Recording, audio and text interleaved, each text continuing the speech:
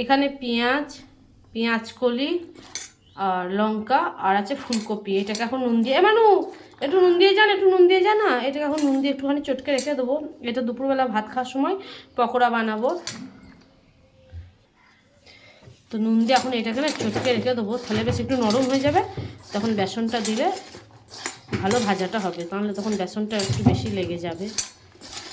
আর যেহেতু আমি সোনাই আর তোমার বাবা খাবো, তোমাদের দাদাভাই আজকে খাবার নিয়ে যায়নি, ওখানে খাওয়া দাওয়া করবে বলে। সকাল থেকে কুয়াশাতে ভর্তি ছিল, এখনো পর্যন্ত কুয়াশা। বাইরেটা দেখাচ্ছে, দেখো রোদের চিহ্ন মাত্র নেই। সোনাইকে আজকে জলখাবারে ব্রেকফাস্টে দিয়ে দিয়েছিলাম।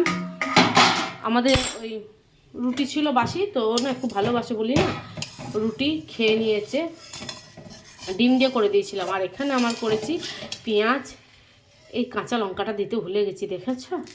পেঁয়াজ বাটা আর আটা আর একটা ডিম দিয়ে আমার মতন আর বাবার মতন বানাচ্ছি একটু প্যানকেক। এটা একদম কড়াই বানালাম, তাওয়াতে বানালাম না, যেহেতু কড়াই একটুখানি বাটার ছিল। সোনাই রুটিগুলো সেঁকেছিলাম, তো এতেই বানিয়ে নিলাম।